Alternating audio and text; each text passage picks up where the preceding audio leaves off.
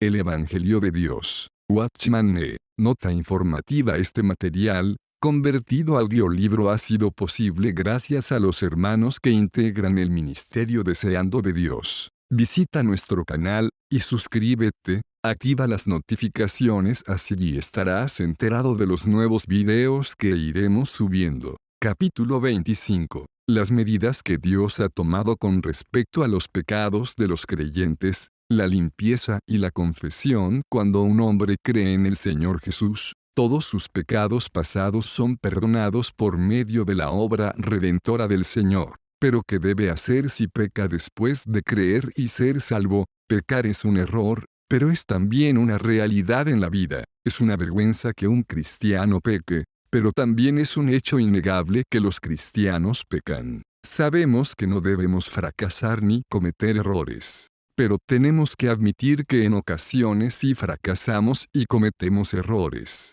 ¿Qué haremos entonces con estos pecados? O mejor dicho, ¿qué hará Dios con estos pecados? Anteriormente mencionamos el castigo temporal. Dios nos advierte que si apostatamos, seremos castigados en el reino milenario. Pero si estamos dispuestos a acabar con nuestros pecados y si queremos ser limpios de ellos, ¿qué debemos hacer? ¿Cómo pueden ser lavados y perdonados nuestros pecados? Aunque solamente 3 o 4 versículos en toda la Biblia mencionan este problema, estos nos proporcionan una luz clara. Si queremos solucionar este problema, lo único que debemos hacer es leer estos escasos pasajes. Una limpieza por medio de la sangre. Esta noche comencemos desde el principio. Sabemos que, cuando el Señor Jesús fue crucificado en la cruz, Él derramó su sangre, para lavar todos nuestros pecados. Después de haber lavado nuestros pecados, Él se sentó a la diestra de Dios. 1, 3. Si después de ser salvos y limpiados de nuestros pecados, pecamos y nos ensuciamos de nuevo, volverá a lavarnos de nuestros pecados la sangre del Señor Jesús. El hombre cree que si él peca, la sangre del Señor Jesús tendrá que limpiar sus pecados de nuevo. Pero no existe tal verdad en la Biblia. La sangre nos limpia de nuestros pecados una sola vez, nunca limpia 2 veces. No existe tal cosa como la repetición de la limpieza de los pecados del hombre. El libro de Hebreos nos muestra claramente que existe una sola limpieza del pecado. Hebreos 10, 1 a 14 dice, porque la ley, teniendo la sombra de los bienes venideros, no la imagen misma de las cosas, nunca puede, por los mismos sacrificios que se ofrecen continuamente año tras año, perfeccionar a los que se acercan.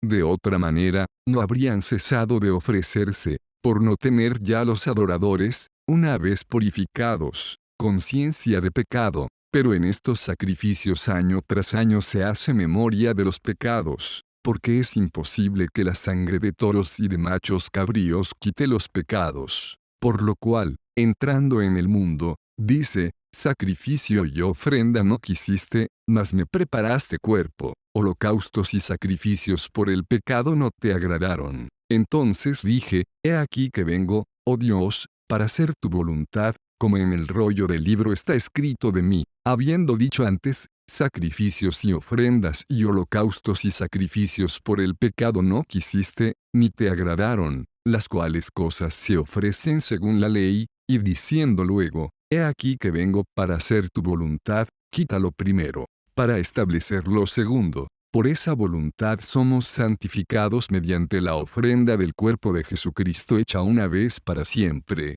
y todo sacerdote está de pie, día tras día, ministrando y ofreciendo muchas veces los mismos sacrificios, que nunca pueden quitar los pecados. En cambio, habiendo ofrecido un solo sacrificio por los pecados, se ha sentado para siempre a la diestra de Dios, de ahí en adelante esperando hasta que sus enemigos sean puestos por estrado de sus pies, porque con una sola ofrenda hizo perfectos para siempre a los santificados. Vemos que el Señor Jesús se ofreció a sí mismo una sola vez como la ofrenda de pecado por nuestros pecados. Él llevó a cabo la redención eterna una sola vez y para siempre. Por medio de su obra única somos eternamente perfeccionados. El versículo 2 implica que aquellos que fueron purificados ya no tienen conciencia de los pecados. Por lo tanto, existe una sola ofrenda del Señor Jesús. No puede haber otra. Si alguien rechaza esta ofrenda de pecado, no habrá otra ofrenda de pecado para él. Esta es la razón por la cual el versículo 26 dice que si pecamos voluntariamente, no hay más sacrificios por los pecados. Los pecados de un incrédulo son perdonados a través de la cruz del Señor Jesús. Aunque un cristiano peque después de ser salvo, el Señor Jesús no puede morir otra vez por estos pecados. Su obra única lo ha consumido todo por la eternidad. En él todo está incluido. Leamos ahora algunos versículos del capítulo 9. Los versículos 25, 26 y 28 dicen, y no para ofrecerse muchas veces, como entra el sumo sacerdote en el lugar santísimo año tras año con sangre ajena. De otra manera le hubiera sido necesario padecer muchas veces desde la fundación del mundo. Pero ahora, una sola vez en la consumación de los siglos se ha manifestado para quitar de en medio el sacrificio de sí mismo. Así también Cristo fue ofrecido una sola vez para llevar los pecados de muchos, y aparecerá por segunda vez, sin relación con el pecado, a los que le esperan para salvación. Su segunda venida no tiene nada que ver con los pecados de ellos, sino que está relacionado con su salvación. Los versículos del 12 al 14 dicen, y no por sangre de machos cabríos ni de becerros, sino por su propia sangre, entró una vez para siempre en el lugar santísimo, obteniendo así eterna redención. Porque si la sangre de los machos cabríos y de los toros, y las cenizas de la becerra rociadas a los contaminados, santifican para la purificación de la carne, cuanto más la sangre de Cristo, el cual mediante el Espíritu Eterno se ofreció a sí mismo sin mancha a Dios, purificará nuestra conciencia de obras muertas para que sirvamos al Dios vivo. El versículo 9 habla del primer tabernáculo, y lo describe como figura para el tiempo presente. Según este tabernáculo, se presentan ofrendas y sacrificios que no pueden perfeccionar, en cuanto a la conciencia, al que rinde culto. Al leer los capítulos 9 y 10 vemos que los creyentes del Antiguo Testamento difieren de los del Nuevo. Si yo estuviera en el Antiguo Testamento y cometiera un pecado, yo tendría solamente una manera de quitar mi pecado. Si yo tuviera suficiente dinero, compraría un toro. Si no fuera el caso, compraría un macho cabrío. Si no tuviera suficiente dinero, compraría una tórtola. Luego le pediría al sacerdote que ofreciera el sacrificio por mí para expiar mi pecado. Cuando mirase al toro o al macho cabrío, me alegraría en mi corazón, porque sabría que la ofrenda sirvió como sustituto por mi castigo, porque la sangre del toro y del macho cabrío vendría a ser como mi propia sangre, y Dios me perdonaría. Me iría a casa contento y lleno de alegría en mi corazón, y sería la persona más alegre en la tierra, porque mis pecados fueron perdonados. Ya no tendría más pecados.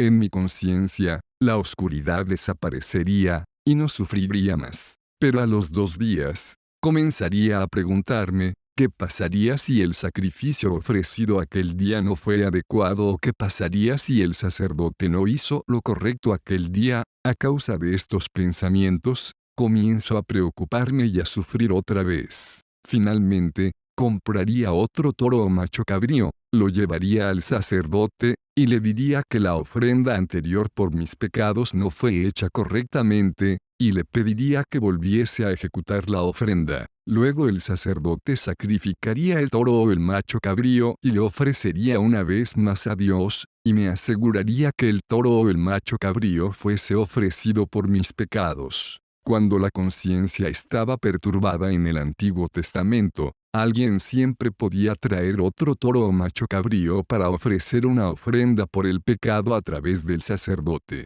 Es lo que vemos en Hebreos 9. Este capítulo enseña que la sangre de toros y machos cabríos no puede completar el trabajo. El capítulo 10 dice que si hubiera realizado un trabajo completo, no tendríamos más conciencia de pecados. Dios considera que el sacrificio de toros y machos cabríos era incompleto según la conciencia, porque cada vez que se turbaba la conciencia de una persona, ésta sentía que sus pecados no fueron eliminados completamente, y surgía la necesidad de más ofrendas. Sin embargo, el apóstol nos muestra que un cristiano no debe hacer lo mismo. El sacrificio propiciatorio que Dios ha establecido en el Nuevo Testamento no es un toro ni un macho cabrío, sino su Hijo mismo. Cuando su Hijo vino a la tierra, Él dijo claramente que Dios no desea ni se deleita en toros ni en machos cabríos. Por el contrario, Dios le preparó un cuerpo para que Él pudiera morir y llevar a cabo la obra de la redención eterna.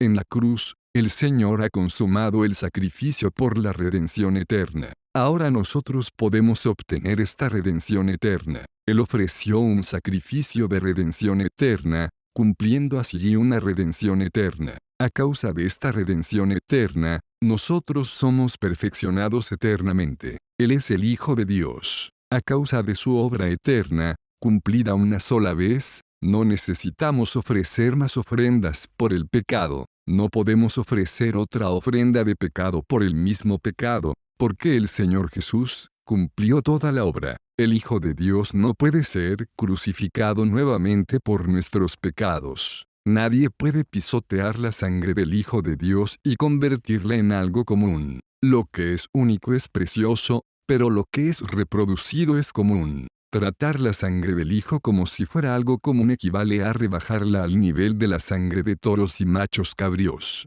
Pero si usted honra su sangre y la considera como algo único, se convertirá en algo precioso para usted. He aquí la ofrenda por el pecado, la cual Él cumplió. Cuando el Señor llevó a cabo esta obra, Dios dijo que no puede haber otra obra. El Hijo de Dios no puede morir otra vez. Su obra ha terminado. Si usted la desea, tiene que confiar en Él. Usted no le puede agregar nada. Usted tiene que depender de Él. De otro modo, no obtendrá nada. Después de ser iluminado por la verdad, un hombre necesita hacer otros sacrificios por sus pecados. Existe una sola ofrenda por el pecado. Esta es nuestra predicación a los demás. Aquellos que adoran a través de este sacrificio único tendrán sus conciencias limpias. Dejarán de tener conciencia de sus pecados. Todos sus pecados fueron lavados, y no tienen más conciencia de sus pecados. Además, no se necesita otra limpieza.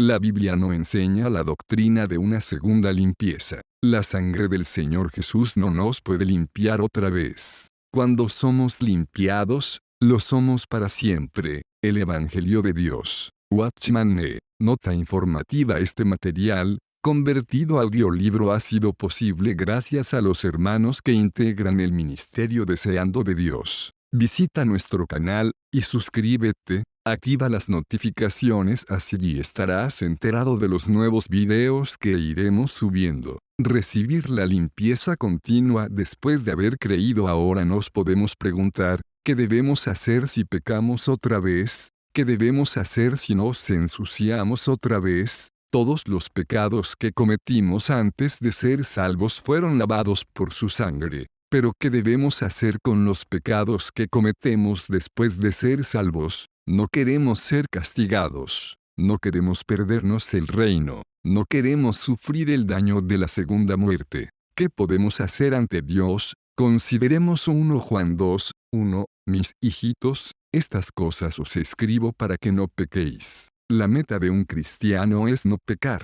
Juan nos escribió estas palabras para que nosotros no pecáramos. Conforme a la condición que poseen los cristianos, podemos evitar el pecado. Desafortunadamente, pecamos a menudo, como lo muestra nuestra experiencia. Por la posición que ocupamos, no deberíamos pecar, pero en nuestra experiencia, pecamos a menudo. No tenemos necesidad de pecar, pero el pecado es un hecho inquebrantable. Juan continúa, y si alguien peca, aquí estamos viendo el problema de un cristiano que peca. Él es un hijito de Dios, le pertenece a Dios. Y si él peca, ¿qué debemos hacer? Tenemos un abogado con el Padre, a Jesucristo el justo. No dice que tenemos un abogado con Dios, más bien, dice que tenemos un abogado con el Padre. De esta manera, este versículo se refiere a los hijos de Dios. Se refiere a aquellos que han sido salvos. Si entre los salvos, Los hijos de Dios, alguien peca, este tiene un abogado con el Padre.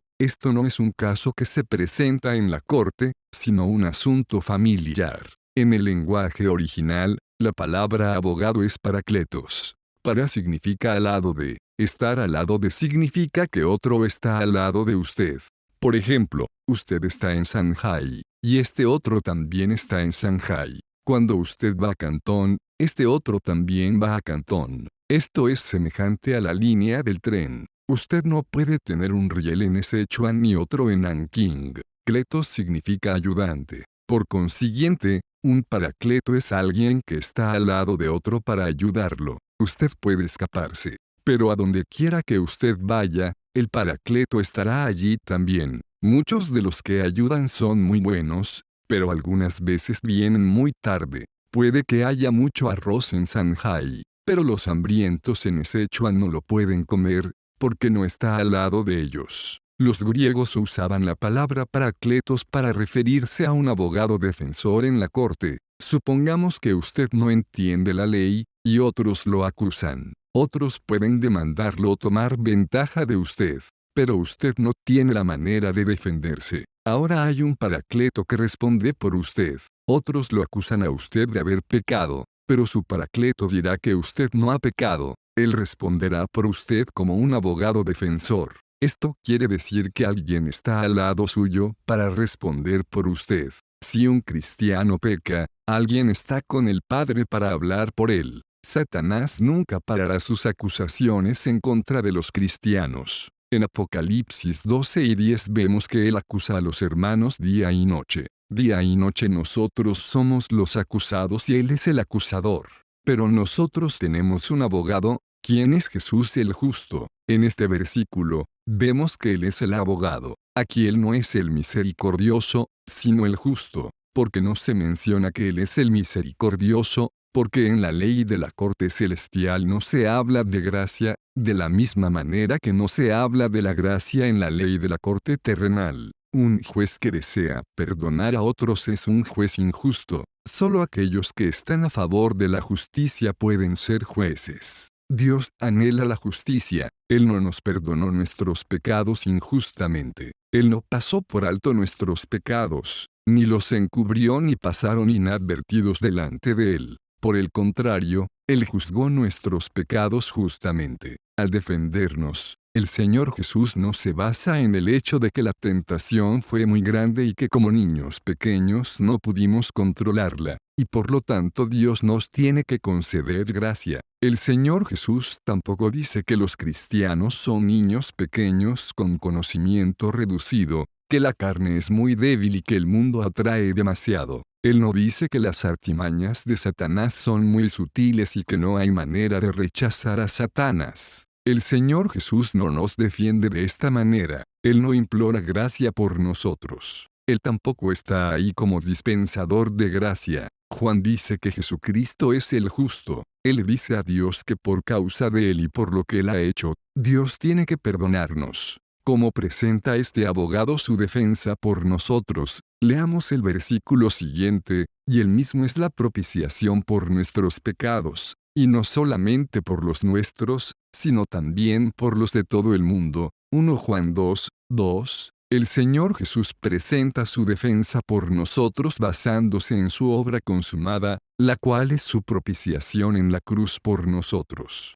Como resultado, somos capaces de venir a Dios. Esto es un sacrificio propiciatorio completo e incluye todos los pecados de todos los cristianos en todo tiempo y en todas partes. Cuando este sacrificio propiciatorio es presentado a Dios, Él ya no tiene ninguna razón por castigar a los cristianos. El sacrificio propiciatorio del Señor no se aplica solamente a los pecados pasados, sino también a todos los pecados presentes y futuros. En este versículo el verbo está en presente, no en pasado. Dios no puede basarse en las acusaciones de Satanás para condenarnos, porque la obra redentora que Cristo cumplió en la cruz incluye todos los pecados de hoy y todos los pecados que serán cometidos hasta el día de su regreso. Todos nuestros pecados están incluidos en su obra. Dios tiene que perdonarnos. Él no puede hacer otra cosa. porque este perdón tiene un fundamento. El Señor Jesús como el abogado de los cristianos. La obra del Señor Jesús como Salvador es destinada a los pecadores. La obra del Señor Jesús como abogado es destinada a los cristianos. Como Salvador, el Señor Jesús llevó a cabo la obra de la cruz. Como abogado, el Señor Jesús aplica la obra de la cruz. Los pecados de los pecadores son perdonados mediante la redención de la cruz. Los pecados de los cristianos son perdonados por medio de la defensa que se basa en la redención de la cruz. Esta defensa presenta a Dios la obra de la cruz, muestra a Dios lo que el Señor Jesús ha logrado, por lo cual, Dios no puede castigar al hombre por sus pecados. Nosotros tenemos un abogado delante de Dios. Su muerte es presentada a Dios. El Señor Jesús ha llegado a ser el abogado de todos los cristianos que pecan, de la misma manera que Él ha llegado a ser el Salvador de todos los pecadores. Cronológicamente, primero no nos arrepentimos, creemos, somos regenerados y luego el Señor Jesús muere por nosotros. Por el contrario, mientras aún éramos pecadores, Cristo se hizo Salvador nuestro. Ros 5, 8. De la misma manera, no empezamos por arrepentirnos, y luego Él viene a ser nuestro abogado. Al contrario, cuando pecamos, Él se hace nuestro abogado. No se convierte en nuestro abogado cuando confesamos nuestros pecados delante de Dios, sino cuando pecamos. Esta es la razón por la cual Juan dice que si algún hombre peca, tenemos un abogado para con el Padre. Él no dice que primero nos arrepentimos, confesamos nuestros pecados y oramos por el perdón, y entonces Él llega a ser nuestro abogado. Más bien, Juan dice que si alguien peca, ya tenemos un abogado con el Padre. Cada vez que usted peca, en ese mismo instante el Señor Jesús ya es su abogado delante de Dios. En ese mismo momento, el Señor Jesús le mostrará a Dios su obra de la cruz, y Dios tendrá que perdonar el pecado de usted.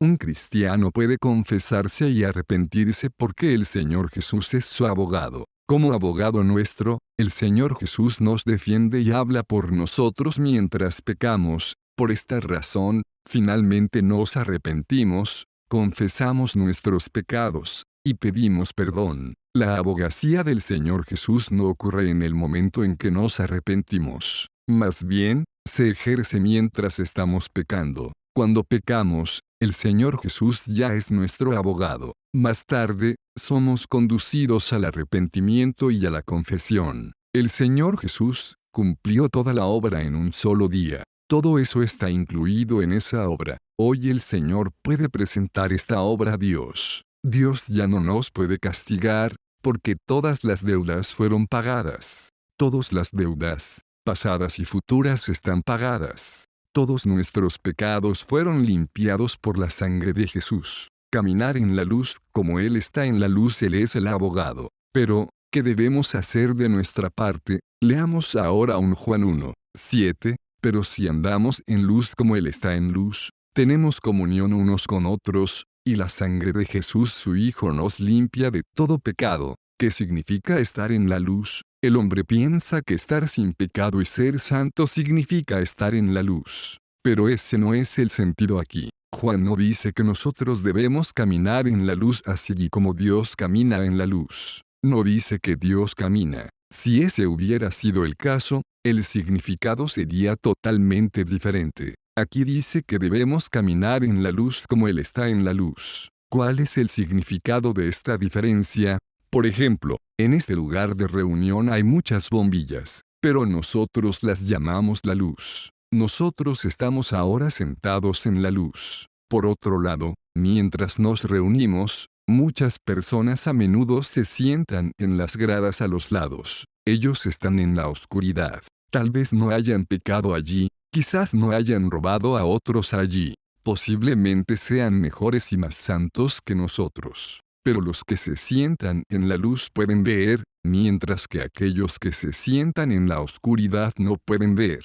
Dios está en la luz. Esto significa que ahora Dios puede ser visto. En el Antiguo Testamento, Dios estaba rodeado de oscuridad. Él estaba en el lugar santísimo, y el hombre no lo podía ver.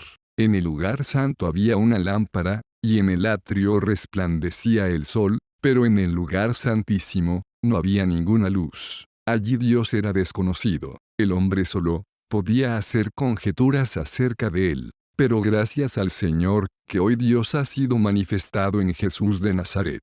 Dios está ahora en la luz, no está más en la oscuridad. Hoy día, Dios es un Dios conocido, un Dios revelado. Cuando usted mira a Dios hoy, usted sabe que Él es Dios. El Evangelio de Jesús de Nazaret es la revelación de Dios. El resplandor del Evangelio es el resplandor de Dios. Cuando la luz del Evangelio resplandece, vemos a Dios. No quiero decir que no debemos ser santos o que no debemos rechazar el pecado. Estoy diciendo que este versículo nos muestra que Dios está en la luz, por lo tanto, nosotros debemos caminar en la luz. Así como Dios se ha manifestado a sí mismo en la luz del Evangelio, nosotros también debemos ver a Dios en la luz del Evangelio. No buscamos más a Dios en el Antiguo Testamento. Hoy Dios se ha manifestado a sí mismo. Si Él no se hubiera manifestado, nosotros estaríamos sin esperanza. Si Él no se hubiera manifestado, nosotros aún estaríamos desconcertados,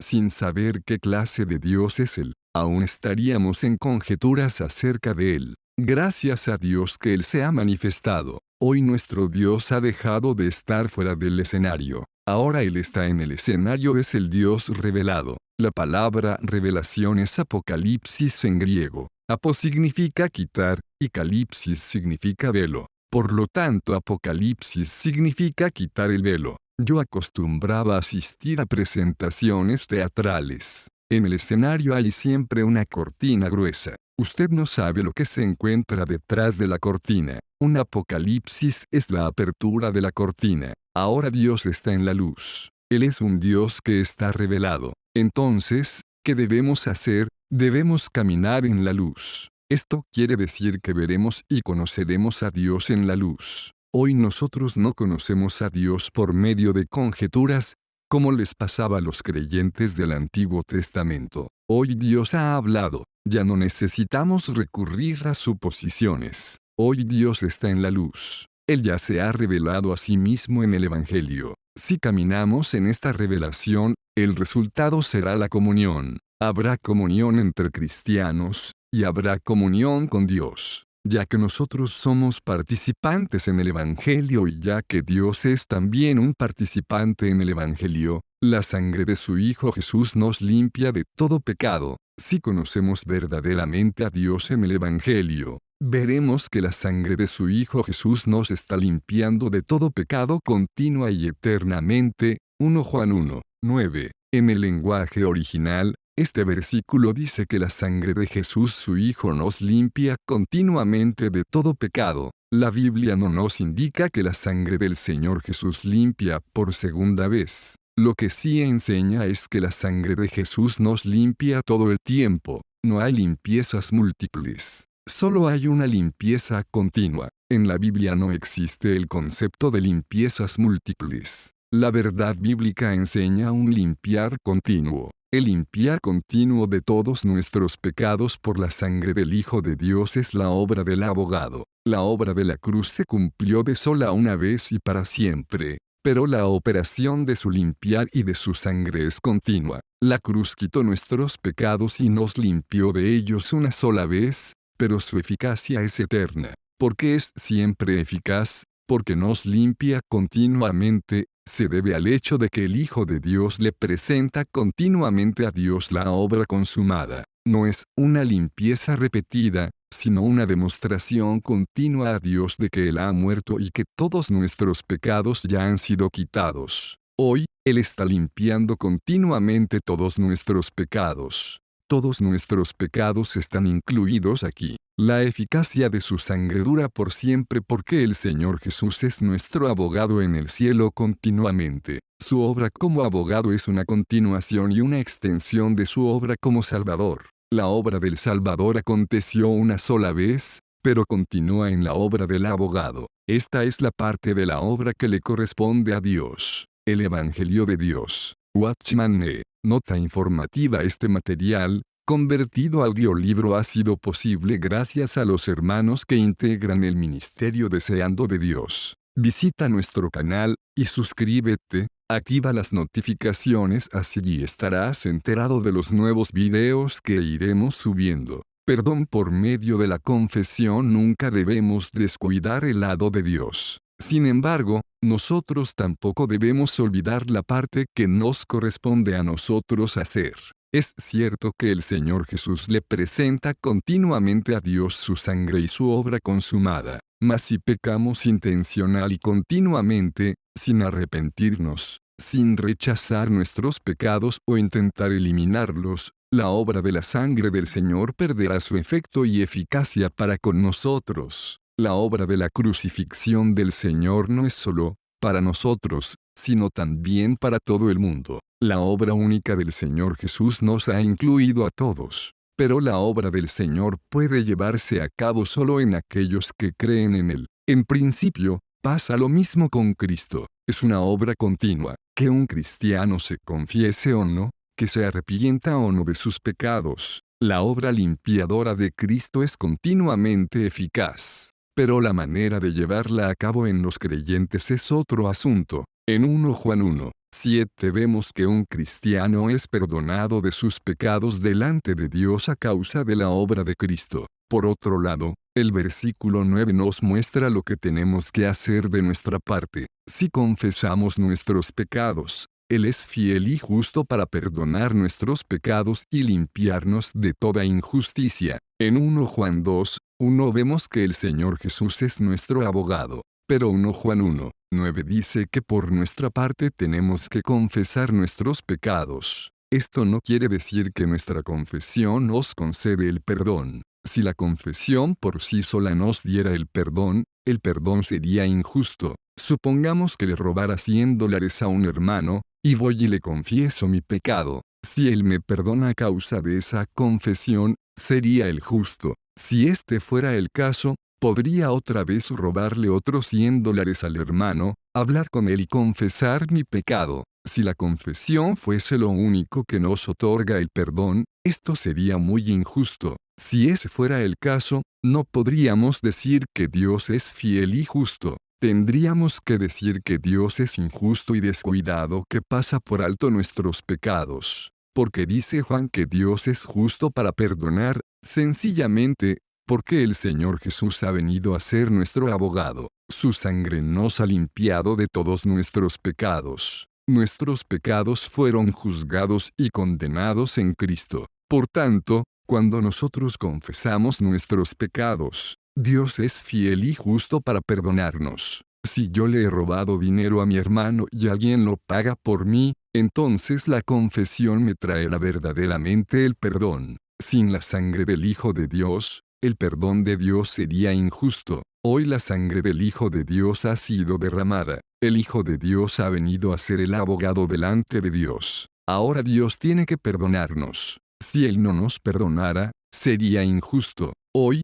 cuando confieso mis pecados, Dios es fiel y justo para perdonar mis pecados. La palabra de Dios me dice que el Señor Jesús ha muerto. Dios tiene que ser fiel a su propia palabra. Él también tiene que ser justo en cuanto a la obra del Señor Jesús. Esta es la razón por la cual Él tiene que perdonar nuestros pecados y limpiarnos de toda injusticia. El perdón de Dios por nuestros pecados está basado completamente en la sangre del Señor Jesús. Los pecados de los pecadores son perdonados por medio de la sangre del Señor Jesús. Los pecados de los cristianos son también perdonados por medio de la sangre del Señor Jesús. Dios puede perdonar los pecados de los pecadores porque Jesús es el Salvador, y Dios puede perdonar los pecados de los creyentes porque Jesús es el abogado. Debido a que el Señor Jesús es a la vez abogado y Salvador, su sangre es la que nos concede el perdón de pecados y la justificación. La confesión, que es entonces la confesión, el apóstol no dijo que la confesión significa orar para que Dios perdone nuestros pecados. Muchas oraciones y súplicas hechas delante de Dios para el perdón de nuestros pecados no constituyen confesiones. Ni tampoco dijo el apóstol que la confesión era simplemente articular algo con nuestras bocas. Lo que el apóstol dijo fue que nosotros tenemos que reconocer el pecado, tratar el pecado como tal. La confesión, consiste en pararnos donde Dios se para, admitiendo delante de Dios que nuestra acción es realmente un pecado. En el momento en que usted confiesa su pecado, será perdonado. Confesar no significa implorar el perdón. El perdón es un asunto del Señor Jesús. Lo que usted tiene que hacer es juzgar el pecado y considerarlo pecado. Tiene que juzgarlo, reconocerlo y confesar que es algo malo. Usted tiene que aceptar que el pecado es pecado y tratar el pecado como tal. Lo que usted tiene que confesar delante de Dios es que un pecado es realmente un pecado. Si confiesa sus pecados, Dios es fiel y justo para perdonar todos sus pecados e injusticias. De la misma manera que un pecador recibe el perdón de pecados por medio de la obra del Señor Jesús, así también un cristiano recibe de Dios el perdón de pecados al juzgar su pecado y considerarlo pecado y por medio de la obra de Cristo sobre él. Dicho simplemente, la confesión consiste en que nosotros digamos que algo es pecado, porque Dios dice que es pecado. Por ejemplo, supongamos que el hijo de un hermano sale a la calle a jugar con niños malos. Debido a que aprende a hablar sucio y se mete en problemas, el hermano se lleva a su casa a los niños que han estado conduciendo a su hijo por mal camino y les dice que ellos están mal y que no deben jugar más con su hijo. Él también le dice a su hijo que no juegue más con ellos. El niño dice que desea confesar que está errado y pide perdón. Aunque él dice esto con su boca, en su corazón él está tramando la forma de escaparse por la puerta trasera de la casa para volver a jugar. Él no está de acuerdo con su padre. La cuestión aquí no es el perdón, sino nuestro reconocimiento de si algo es pecado o no lo es. La confesión significa que nosotros consideramos como pecado todo lo que Dios considera pecado. Esto significa que yo digo lo que Dios ha dicho. Si Dios dice que algo está mal, yo también digo lo mismo. La confesión es reconocer y declarar el pecado.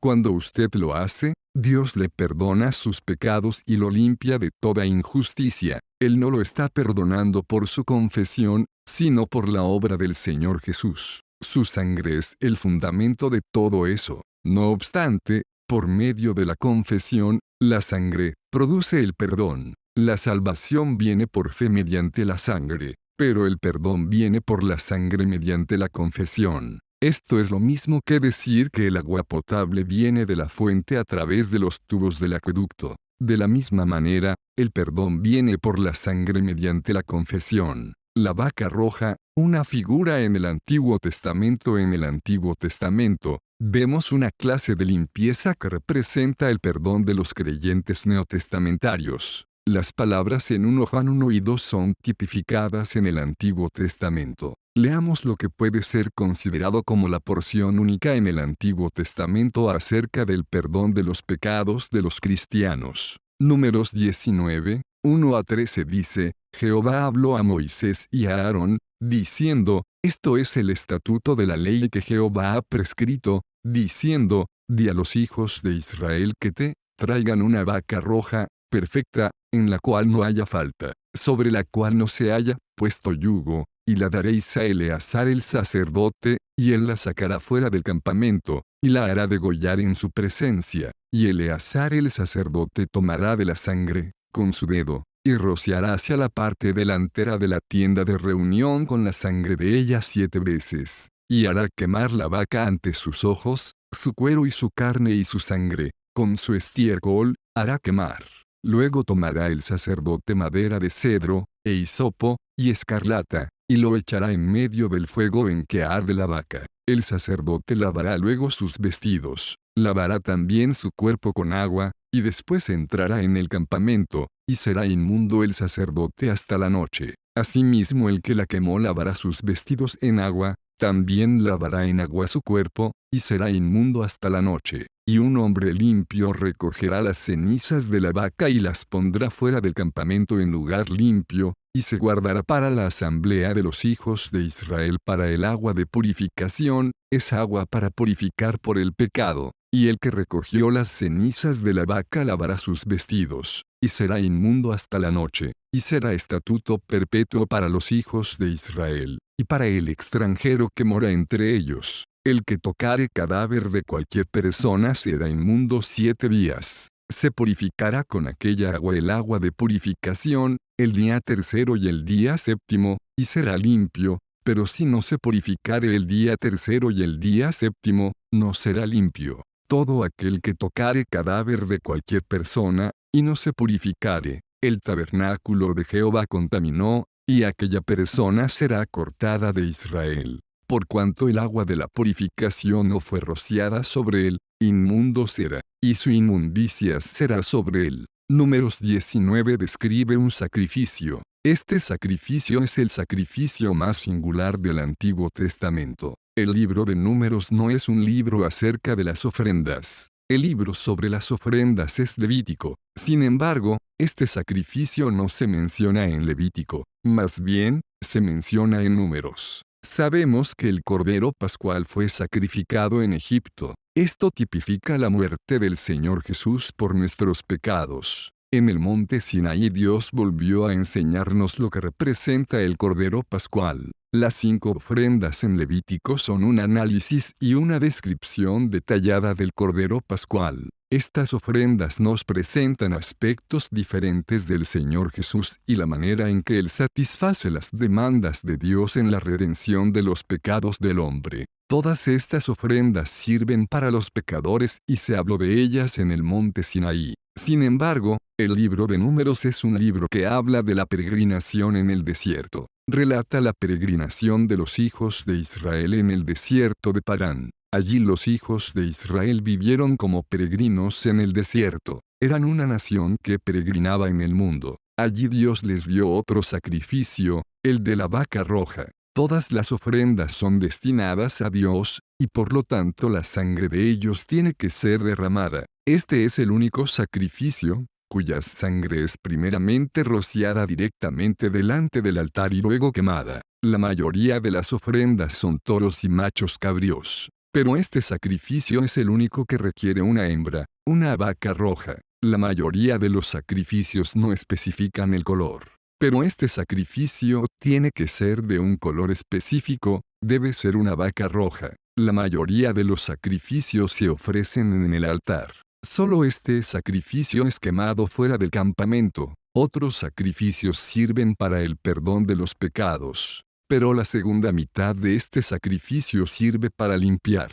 Las 5 ofrendas de Levítico describen el Cordero Pascual. Son preparadas para los pecadores. Esta es la razón por la cual las encontramos en Éxodo y Levítico. Sin embargo, este sacrificio es preparado para el pueblo de Dios. Esta es la razón por la cual aparece en Números. Es un sacrificio para la experiencia del pueblo de Dios en su peregrinación por el desierto. Los demás sacrificios están relacionados con el pecado. Solo este sacrificio nos purifica de la suciedad en el desierto. Otros sacrificios son de animales machos. Este sacrificio es femenino. Todo lo que se relaciona con los pecadores es masculino, y todo lo que se relaciona con el pueblo de Dios es femenino. DT 21, 3-9. Levítico 5, 6 dice que una cabra puede ser ofrecida como una ofrenda por la transgresión del pecado. La ofrenda por la transgresión no es solo para pecadores,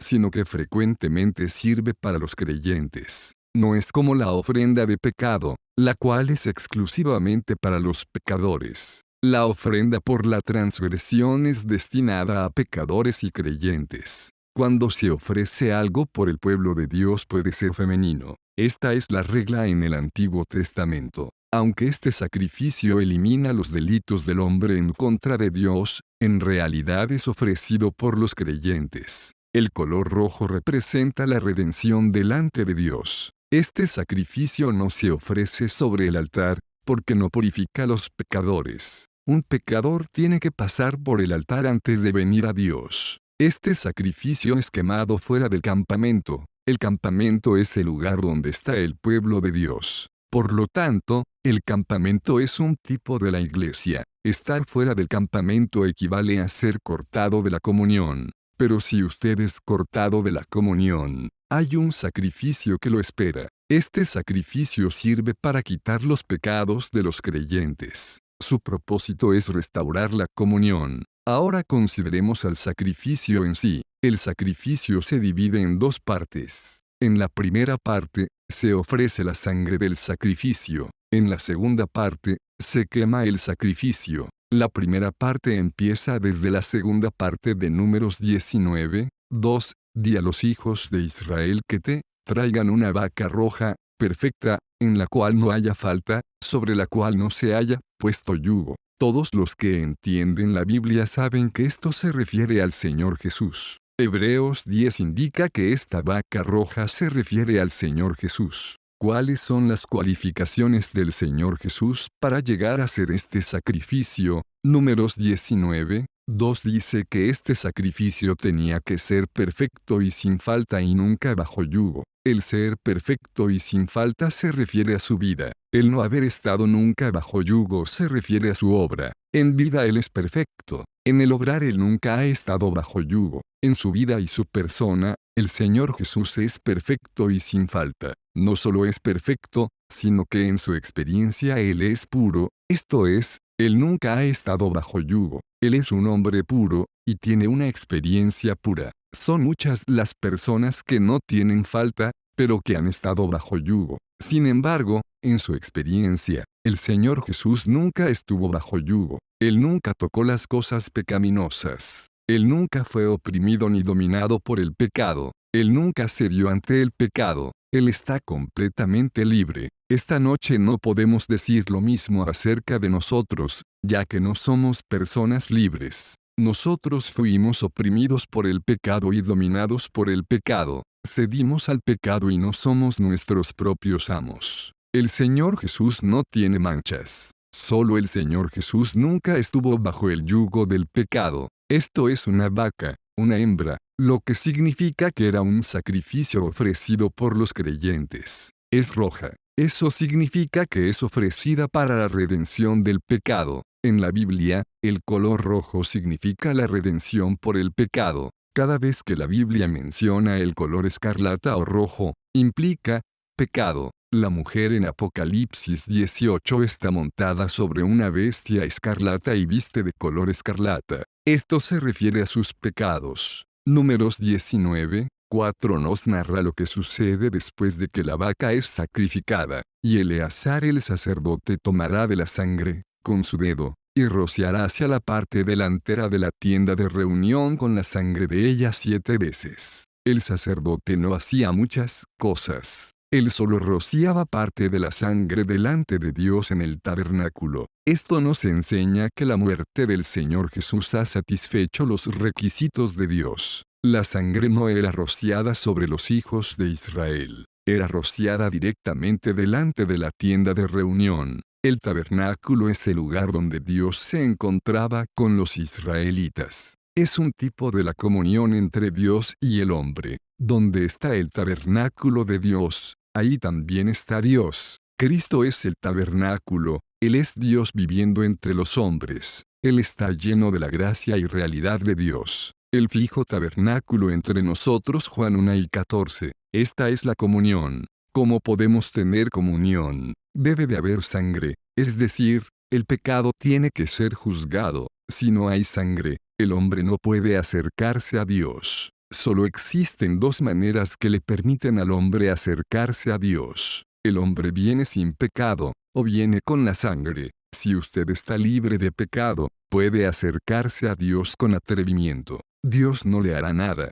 pero si tiene pecado, tiene que haber derramamiento de sangre 9 y 22, ya que Dios tiene que juzgar el pecado. Si el pecado no es juzgado, el hombre no puede tener comunión con Dios. Dios no puede pasar por alto el pecado del hombre. Dios no puede dejar pasar el pecado del hombre. Si el hombre tiene pecado, tiene que venir a Dios, con la sangre. Dios es un Dios que juzga. Sin pasar por juicio, el pecado no puede ser removido. El juicio demanda la sangre. Por lo tanto, tiene que haber derramamiento de sangre antes de que la comunión sea restaurada. La sangre fue rociada 7 veces. El número 7 significa perfección. La muerte del Señor Jesús ha satisfecho a Dios, su sangre es suficiente para lavar nuestros pecados. Aquí todos los problemas están completamente solucionados. Los requisitos de la justicia de Dios son satisfechos. Dios dijo que la obra estaba cumplida.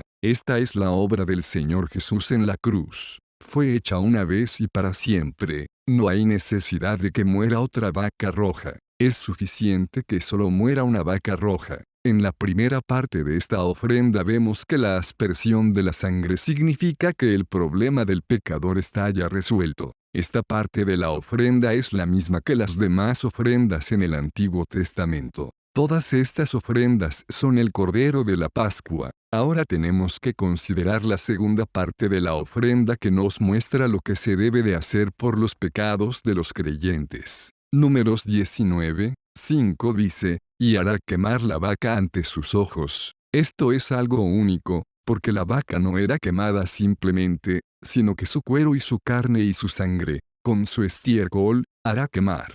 Luego tomará el sacerdote madera de cedro, e hisopo, y escarlata, y lo echará en medio del fuego en que arde la vaca. Dios juzgó el pecado. Después de haber rociado un poco de la sangre, el resto de la sangre era echado en el fuego. Luego toda la vaca también era echada al fuego. El sacerdote quemaba toda la vaca, piel, carne, sangre, estiércol y el resto. Además, se echaba madera de cedro, hisopo, y escarlata en medio del fuego. El versículo 9 nos relata lo que sucedía después de que la vaca era quemada, y un hombre limpio recogerá las cenizas de la vaca y las pondrá fuera del campamento en lugar limpio, y se guardará para la asamblea de los hijos de Israel para el agua de purificación, es agua para purificar por el pecado. Después de degollar la vaca, se aplicaba la sangre, pero después de quemar la vaca y de convertirla en cenizas, se aplicaban las cenizas.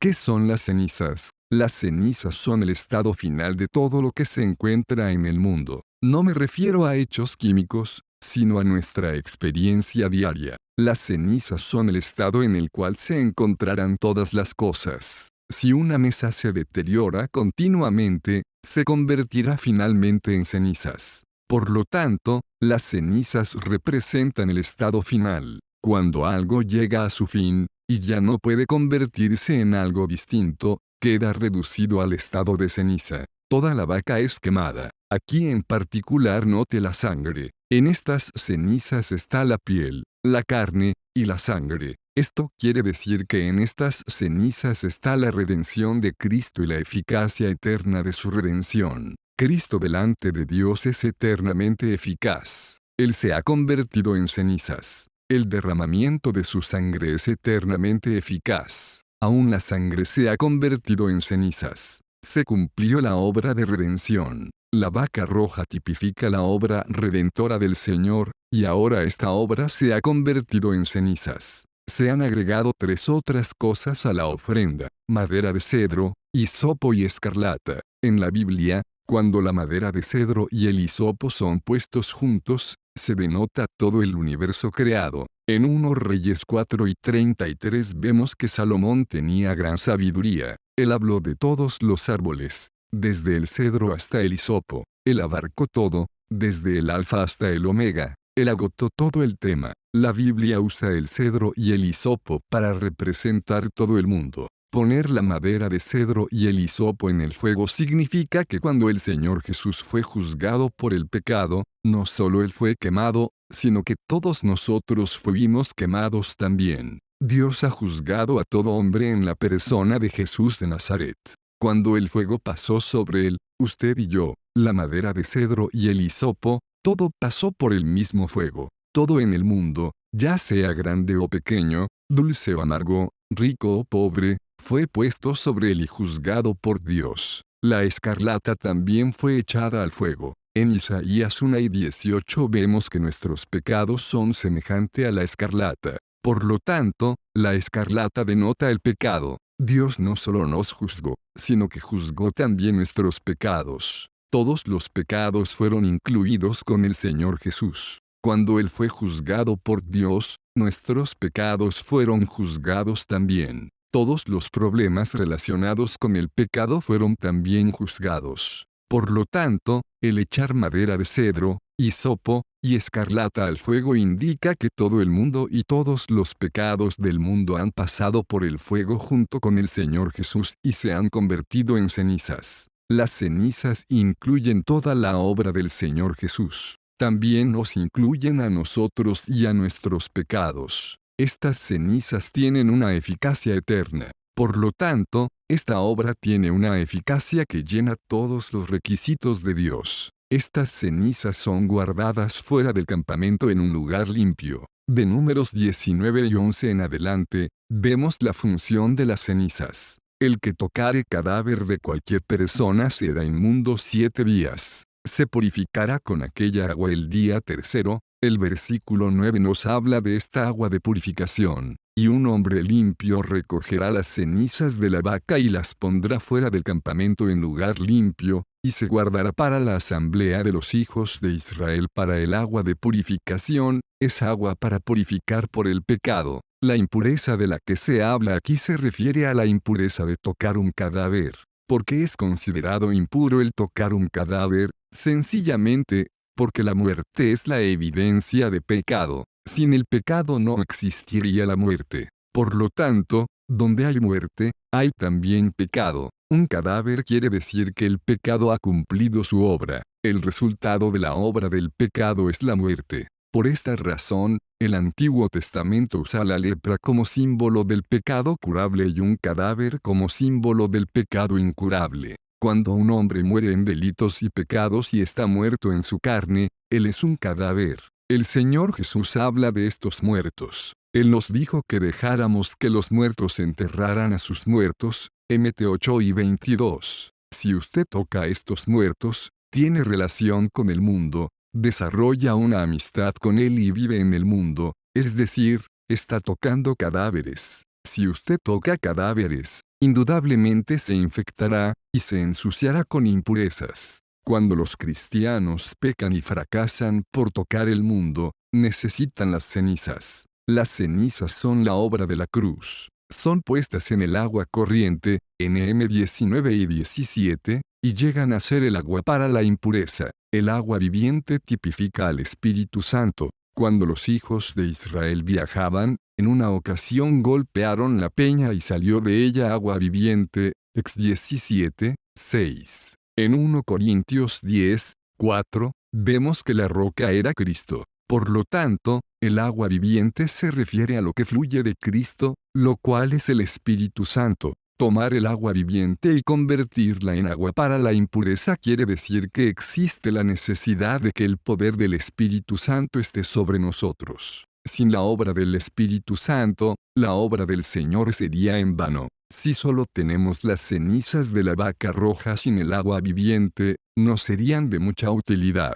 Con la obra del Señor Jesús, todavía existe la necesidad del Espíritu Santo. La mezcla de las dos obras es lo único que nos permite ser purificados y limpiados. El Señor Jesús no tiene que morir de nuevo. Solamente aplicamos la eficacia de la obra que el Señor hizo una vez y para siempre para nuestra limpieza. Las cenizas de la vaca roja representan la eficacia eterna e inmutable de la obra del Señor en la cruz. Esta es la eficacia que nos limpia. Debido a que el Señor Jesús murió, la eficacia de sus cenizas es eterna, y por medio del Espíritu Santo Él nos está aplicando esta eficacia. Cada vez que pecamos, no tenemos que traerle de nuevo un toro a Dios. La eficacia de la obra del Señor de hace 2000 años continúa hasta hoy. Por medio de esas cenizas somos limpios. ¿Qué sucede si un hombre no está limpio? Números 19 y 12 dice, se purificará con aquella agua el día tercero y el día séptimo, y será limpio,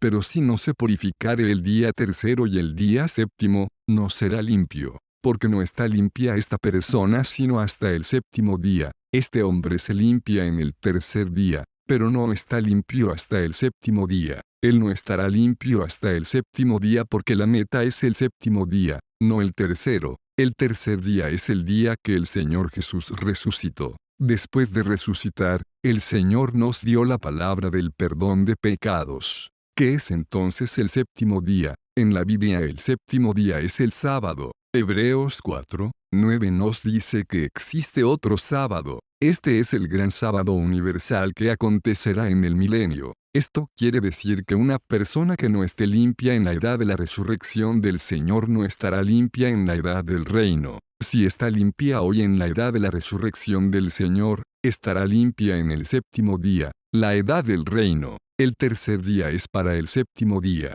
El problema está relacionado con el séptimo día. El problema de la eternidad ya está resuelto. El problema de ser hijos de Dios en esta era también está resuelto. Todos los demás problemas están resueltos. Hoy el único problema es el siguiente: estaremos limpios en el reino. Leamos el final de esta porción. Números 19 y 13. Todo aquel que tocare cadáver de cualquier persona, y no se purificare, el tabernáculo de Jehová contaminó. ¿Qué es el tabernáculo de Jehová? Del Señor. Hoy el tabernáculo de Jehová no es un salón de reuniones ni una capilla. Hoy el tabernáculo de Jehová es nuestro cuerpo. Si un hombre destruye su cuerpo, Dios lo destruirá a él. 1 Cor 3 y 17. Si un hombre contamina su cuerpo, Dios dirá: aquella persona será cortada de Israel. NM 19 y 13b grande. Tal persona será cortada de Israel. No dice que será cortada de Egipto, sino de Israel. Esto quiere decir que durante el tiempo en que los hijos de Dios reinen en el reino, tal persona será dejada fuera. Si una persona no está limpia hoy, se quedará fuera del reino en el futuro. A continuación leemos: por cuanto el agua de la purificación no fue rociada sobre él, inmundo será, y su inmundicia será sobre él. Todos los pecados no confesados y todos los pecados que no han pasado a través de la sangre del Señor Jesús dejan su suciedad en la persona. Esta suciedad hará perder a tal persona su parte en el reino venidero. A la inversa, aquellos que han sido limpiados por el agua de la purificación estarán limpios en el reino. Permítanme decirle algo: ningún pecado del cual nos hemos arrepentido, que ha sido confesado y puesto bajo la sangre del Señor Jesús, y sobre el cual fueron aplicadas las cenizas, podrá levantar cabeza en el tribunal de Cristo. El agua de la purificación es capaz de remover impurezas porque el poder de la sangre está en ella. Es el poder de la redención en esta agua la que capacita a esta persona para sacar la inmundicia. Todo pecado sobre el cual no se ha aplicado la eficacia de la redención del Señor dejará inmunda a la persona hasta el séptimo día. Por lo tanto, no permita que sus pecados permanezcan en usted.